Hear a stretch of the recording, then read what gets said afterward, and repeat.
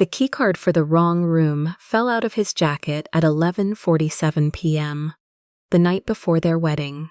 Pearl Monroe was 31 years old, a Black woman who had built her business with her own hands. 8 years of making other women feel beautiful on the most important day of their lives. She had spent 18 months believing in Min Kim. She had walked into that hotel with a custom ivory gown and 280 guests flying in from 3 states. She had earned every single one of those flowers on that altar, and then she stood at that altar in front of all of them and heard the man she was about to marry say, out loud in front of her mother, that she was not what he had chosen. The room went silent. 280 people held their breath, and then, from the front row, a man stood up. Jjimjilbang Kim, Iron Hand. The most powerful Korean mafia boss in the American Southeast, with a black dragon tattooed up the side of his neck. The father of the man who had just done this. He walked to that altar, he looked at Pearl Monroe, only at her, and he bowed. He took her hand, and he said, "The dishonor belongs to this family, not to you." What happened in that hotel over the next 6 weeks is something nobody who was there has ever forgotten. And there was one person who had been watching over Pearl Monroe for 6 months without her knowing it. A man who was about to step out of the shadows in a way that changed everything. Before starting this story, comment down below where you are watching from and what time it is there. If stories of karma, love, and hidden truths move you, leave a like, be sure to subscribe to the channel, and click join to become a member and help our channel. The receipt fell out of the jacket pocket at 11:47 p.m. Pearl Monroe hadn't been looking for anything. She'd been hanging Min jacket on the closet hook because he'd tossed it over the chair again, the way he always did. When the Grand Regency keycard sleeve slipped out and landed face up on the carpet. Room 1204.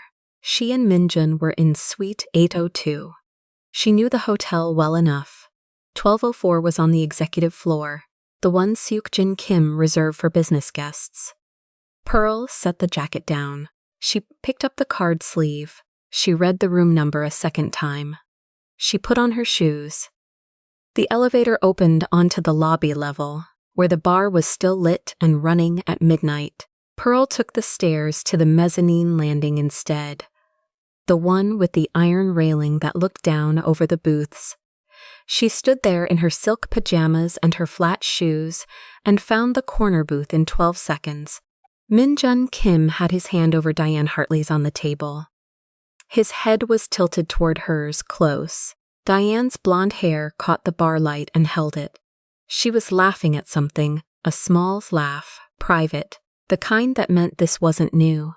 Pearl counted 12 seconds. She was not sure why she counted, she just did. Then she went back upstairs, hung the jacket in the closet, and sat on the edge of the king bed in the dark. She thought about her mother. Rosemary Monroe had flown in from Birmingham that afternoon, had cried at the rehearsal dinner, had taken Pearl's face in both hands and said, "You found your person, baby." She thought about the 280 guests. She thought about the gown, which had taken 11 weeks to fit correctly, because Pearl's measurements didn't follow standard grading. And 3 seamstresses had told her this would be difficult before. She found the 4th one who didn't. She thought about 18 months. Not of a perfect relationship, she was not naive enough to use that word, but of presence, of someone being there. She lay down in her dress clothes and did not sleep. The ballroom doors opened at 3:14 p.m. Pearl Monroe walked down the aisle of the Grand Regency Atlanta Ballroom in her ivory lace gown, both hands on her bouquet of white peonies, chin level.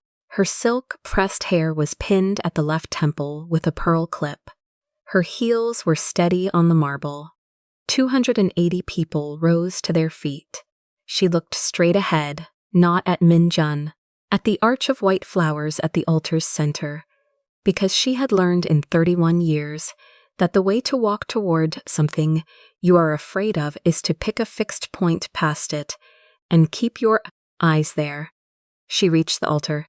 Minjun was in his charcoal suit, pocket square folded. His diamond cufflinks caught the chandelier light. He didn't reach for her hand. Pearl registered this the way you register a step that isn't there. Body knowing before the mind catches up, she kept her face still. The officiant opened his mouth to begin. Minjun said, "I need a moment." The room went quiet the way rooms go quiet when something wrong is happening and no one knows yet how wrong. He turned to Pearl. He was looking at her the way she had never, in 18 months, seen him look at her, like she was a problem he'd been handed. "I can't do this," his voice carried. The front 6 rows heard every syllable. "This was my father's arrangement, not mine." He paused.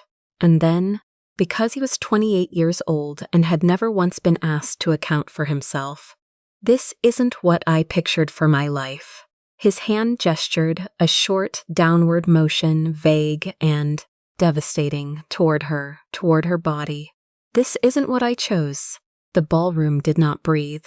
Pearl Monroe stood at the altar of the Grand Regency Hotel with her bouquet in both hands and her mother 6 feet behind her, and every person she had ever asked to witness her joy seated in those chairs, and heard herself described. With that gesture, with those words, as a category of thing that had fallen short. She did not move, she did not speak.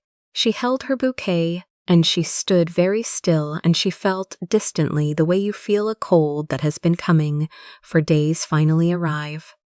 Seokjin Kim rose from the front row without hurrying. The room felt his movement before it saw it. He walked to the altar at the pace of a man who has never once needed to rush to be taken seriously. The black dragon tattoo coiled up the side of his neck above his open collar. His face was composed, not cold, not performed, but the particular stillness of a man who has already decided what he is going to do. He did not look at Minjun. He stopped in front of Pearl Monroe and looked at her, only at her, and bowed. A full formal bow, the kind that means something in his world. Then he straightened and took her hand carefully. Both hands around hers, the way you take something fragile that has just been mishandled. "The dishonor belongs to this family," he said, "not to you." Minjun started speaking. His father turned and looked at him, and Minjun stopped. Seokjin walked Pearl Monroe down the aisle. Not the way she had walked up it, not in a procession, but steadily, quietly, without drama, through the ballroom doors and into the hotel corridor. Behind them, the room remained silent for another full 10 seconds before it broke. In the corridor, Seokjin released her hand. He spoke quietly. He told her she was not leaving through the service entrance. She was not taking a taxi. She was not going to carry what had just happened as though it were her weight to bear. He walked her to the elevator himself, went with her to the bridal suite, and watched her sit down on the chaise longue still in her gown before he spoke again. "I owe you an explanation," he said. "Not tonight. Tonight you rest." He went to the door. In the hallway he spoke briefly to a man Pearl had registered only as a peripheral presence throughout the day. Tall, broad-shouldered, dark suit, the earpiece wire running beneath his collar. Elijah Grant. She had seen him at the rehearsal dinner, at the venue walkthrough, twice in the hotel lobby. He always seemed to be somewhere nearby without ever being in the way. Seokjin came back in, told her that Elijah would be outside if she needed anything, and left. Pearl sat in her wedding gown and listened to the corridor go quiet. An hour later, Seok returned. He sat in the armchair across from her.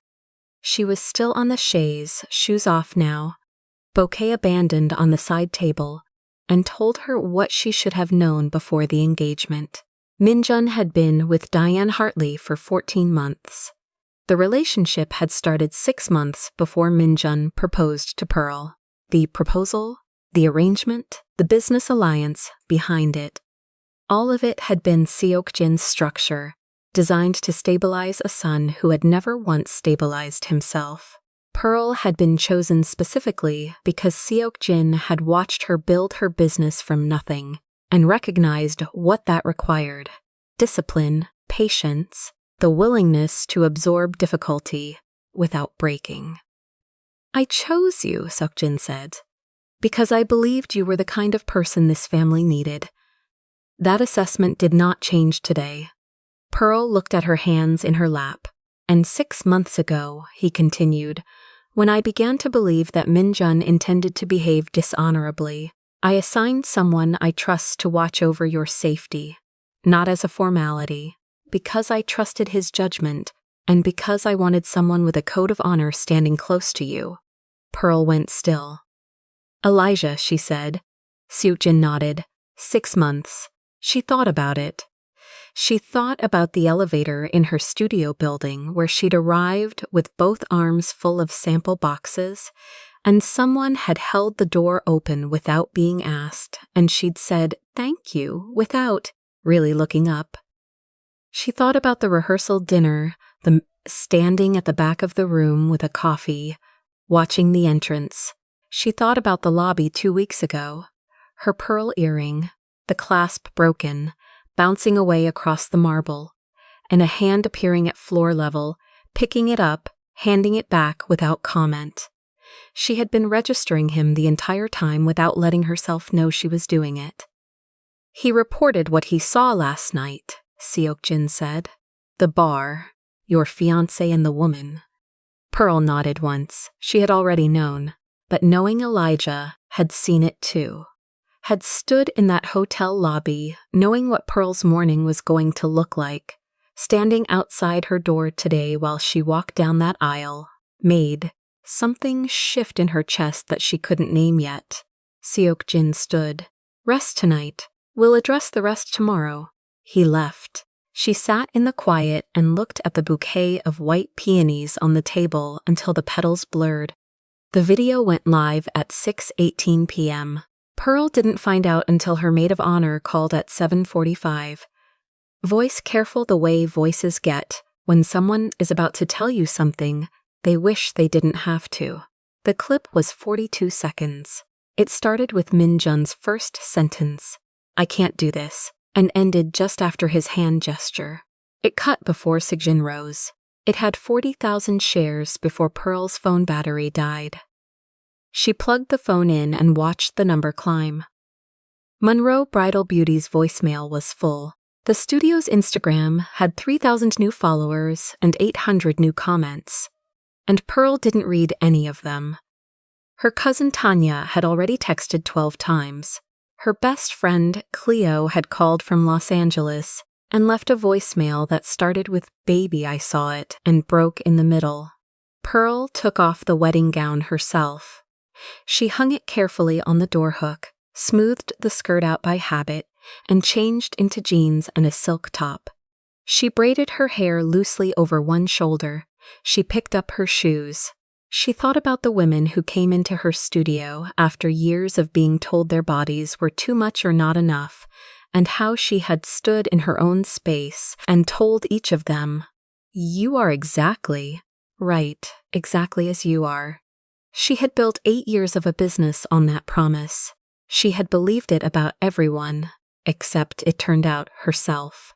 She had walked into that ballroom still hoping that if she was graceful enough, poised enough, still enough, the man at the altar would be different from the man she'd seen in that bar. She went out through the side corridor to the hotel garden. It was past midnight. The garden was empty. Low lights along the stone paths, a central fountain going quiet. Pearl sat on a bench near the fountain, shoes in her lap. She could hear the Atlanta night, the low hum of traffic, the distant sound of the highway, through the garden walls. She put her face in her hands and she cried, not loudly, not the way she might have imagined grief sounding, just quietly and steadily, the way something releases after it's been held too long.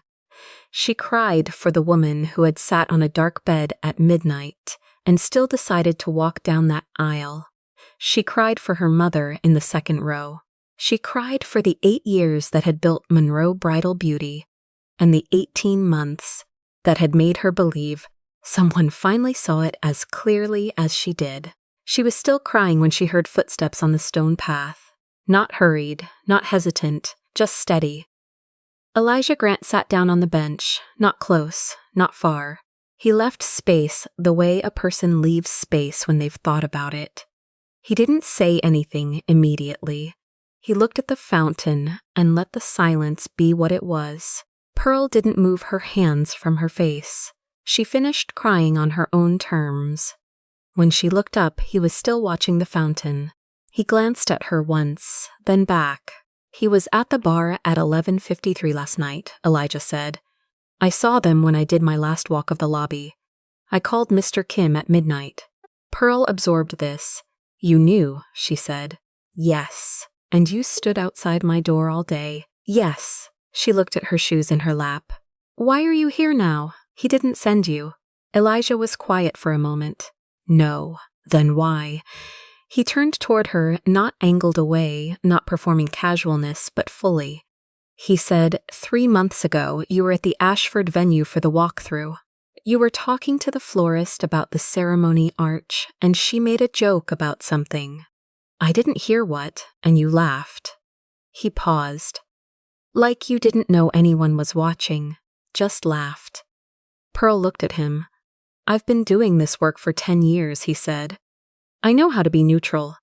I made it my business to stay out of your way. A breath. 3 months ago, I understood that I had stopped being neutral. He placed it on the table between them. No performance, no asking for anything. And then he looked back at the fountain, giving her the space to do whatever she was going to do with it. Pearl sat with it. She thought about every quiet proximity. The held elevator, the earring on the lobby floor, the coffee in the back of the rehearsal venue, the hallway outside her door today while she walked toward the worst moment of her life. He had been there the whole time, not because anyone sent him, because he'd made himself a fixed point, steady and unhurried in the orbit of her life, and she had been registering it without letting herself know. She looked at Elijah Grant. Okay, she said. It wasn't a yes to anything specific. It wasn't a question. It was just the word she had for. I hear you, I'm here, don't go. He nodded. He didn't move. The fountain ran in the dark, and the garden stayed quiet around them, and Pearl Monroe, for the first time in 24 hours, was exactly where she was supposed to be. 6 weeks later, the Grand Regency Atlanta Ballroom held a different set of flowers. Pearl had chosen them herself. Deep ivory and dusty rose peonies, sprays of eucalyptus, tall arrangements in simple crystal vases. No one had asked what her favorites were the first time. This time, Seokjin Kim had asked before he ordered anything. He had paid for everything. The flowers, the food, the string quartet that played in the corner, the honeymoon to Barbados that Elijah had pretended not to be nervous about until Pearl caught him, researching the island's tidal patterns at 2 a.m. Pearl Monroe walked down the aisle in a champagne silk gown, fitted to her body precisely and without apology, low back, full skirt, and in her ears a pair of deep red ruby drops that Elijah had left, with a note the night before. For when you walk toward something worth walking toward. Rosemary Monroe was in the second row. She was not crying. She was standing with her hand pressed to her mouth and her eyes shining. The expression she made when something came out better than she had dared to ask for. At the altar, Elijah Grant stood in a midnight blue suit, close-cropped hair, clean-shaved jaw, his hands clasped and still. He watched Pearl come to him the way he had always watched, with complete, unhurried attention. Like she was the only fixed point in the room and everything else was background. Seokjin Kim sat in the front row. He did not bow this time. He nodded once. The particular nod of a man who, when he makes a decision, holds it. Minjun Kim was in Seoul. He had been escorted to his flight 3 weeks after the wedding by 2 men Seokjin chose personally, with a business class ticket and a separation agreement he signed the same day. Diane Hartley had updated her relationship status within the month. At the altar, Elijah took Pearl's hand. She had stood here before. She had held this same posture, chin level, bouquet in both hands, weight distributed evenly across both heels, and felt the floor drop out beneath her. She knew exactly what this moment could do. This time, the man at the altar looked at her like she was the answer to a question he'd been asking carefully for a long time, and had finally allowed himself to put into words. She hadn't lost her wedding. She'd just been shown which man deserved one. Pearl Monroe spent 8 years making other women feel beautiful on the most important day of their lives. In gowns that took 11 weeks to fit. In rooms full of flowers she helped choose, and light she helped arrange, and moments she helped build. For other women. Always for other women. She was so good at it, so precise, so devoted to the ritual of making someone feel exactly right, exactly as she was. And then she stood at an altar in her own ivory gown and heard a man gesture toward her body, toward her, and say, "This isn't what I chose." Maybe that gesture is familiar to you, not from a man at an altar, from a beauty industry that spent decades making products for everyone except you, that built its routines, its formulas, its ingredients, and then gestured past Black women, past mature skin, past melanin, past everything specific and real and powerful about the way you are. Made, this isn't what we chose. You felt it, in the drugstore aisle, in the dermatologist's office, in the YouTube tutorials that worked for everyone who wasn't you, in the white cast left by every SPF that claimed to be universal. You kept showing up anyway. You kept making everyone else feel beautiful. You kept doing the work. Pearl didn't lose her wedding. She was just shown which man deserved one. You didn't lose your beauty years. You were just waiting for the ritual that deserved you. Korean glass skin secrets for Black Queens 45 plus is what was finally built for the woman who was never chosen by default, and who deserves to be chosen on purpose.